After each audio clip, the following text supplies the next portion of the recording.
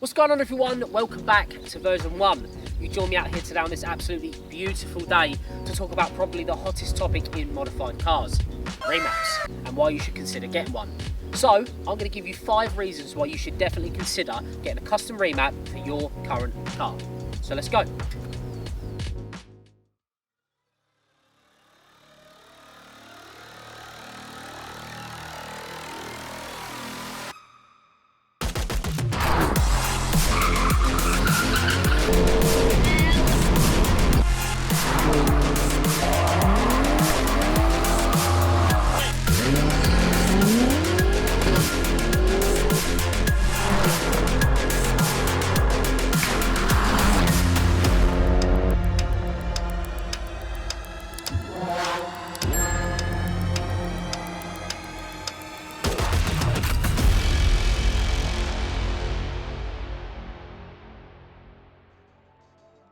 So as per usual, before we get into today's video, make sure you smash a like on this video if you enjoy this sort of content, hit that subscribe button if you are new, and ring the bell notification to find your way back for any future content. So without further ado, let's get into it. Starting things off with the most obvious one, performance. When you go and have your car remapped, you're going to be expecting a gain in performance. But how much obviously depends on the car and whether you've got any sort of modifications, but we'll get into that later on.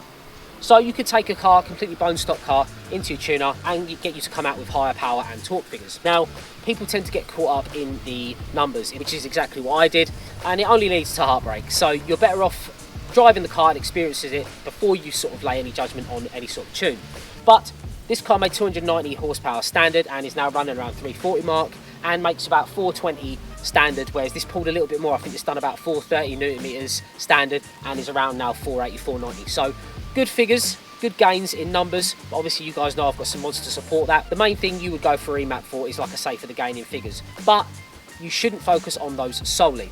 It's much more important to get a good delta and a good curve on the torque and the power to make sure there's no drop off up top. The tuner will normally spend a bit of time with like the air fuel and stuff and making sure every little tweak done means that you're going to have a nice aggressive torque curve, which doesn't mean you're going to be spinning the wheels up, but at the same time you're going to have a nice smooth power curve all the way to the top with as little drop off as possible. Modifications will obviously impact that. Like, you know, I've got a cooler, full turbo back exhaust system and an intake on here, so it helps me push things a little bit further, but by what margin I don't actually know. But some of that stuff in there, like I say, is just peace of mind mods, like keeping things cool with the intercooler and stuff, but potentially made me able to push things a little bit further on the map tweak.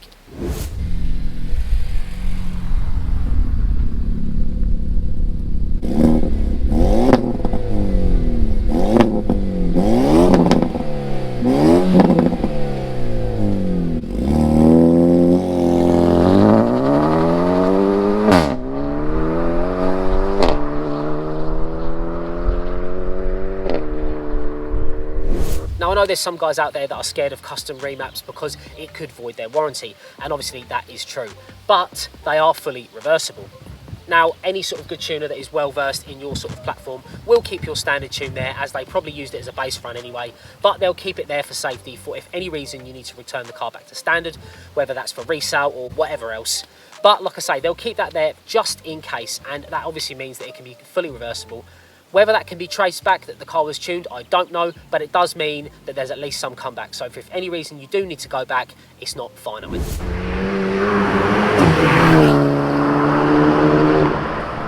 Now, generally, when remapping a car, it will become better on fuel. Now, I know miles per gallon isn't everyone's sort of thing, but you know, a win's a win. So especially when you're doing those longer journeys, you'll notice that the car will probably be a little more frugal, especially when you're not doing start-stop driving. Now, there's also the ability to, if you're doing those longer distance journeys, to go in for a custom map with that sole purpose in mind for those longer distance journeys, in which you will see performance gains, but it will be a lot tamer gains-wise because of the benefit you'll be seeing on those longer distance journeys where you'll be getting those really high miles per gallon. And for those people that do that, you'll see the benefit pretty quickly with the money that you save from the long distance.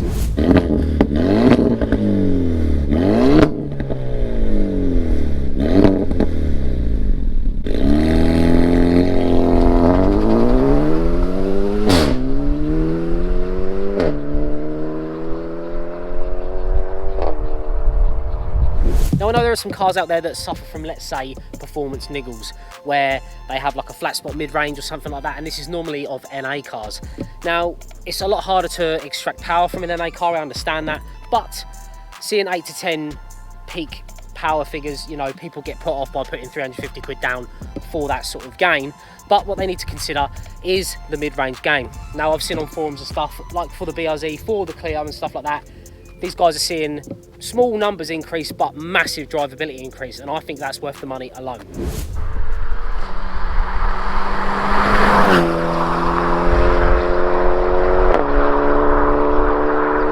Now, most cars from factory come wound back, so there's a little bit of headroom there for you and your tuner to turn things up a little bit.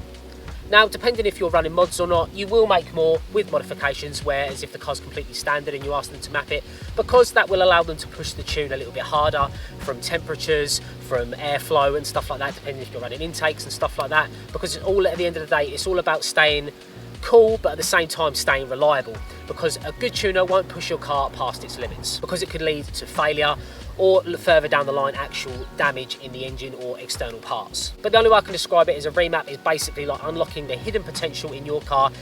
Just whether you choose to or not, that's down to you.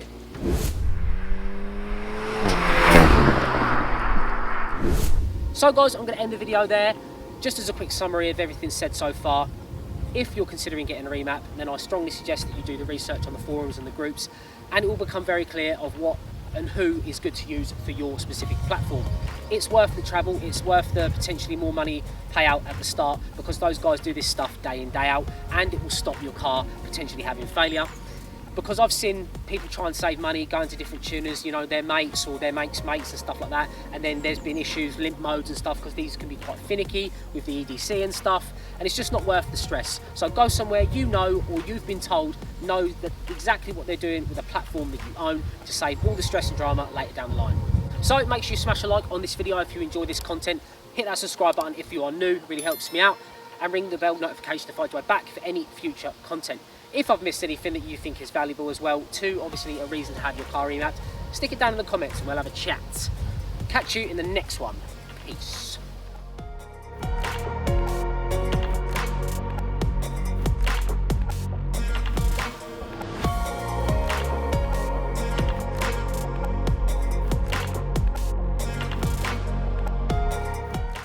Flat spot in the mid-range. I know the BRZ suffers from this, and the Clio Mark III.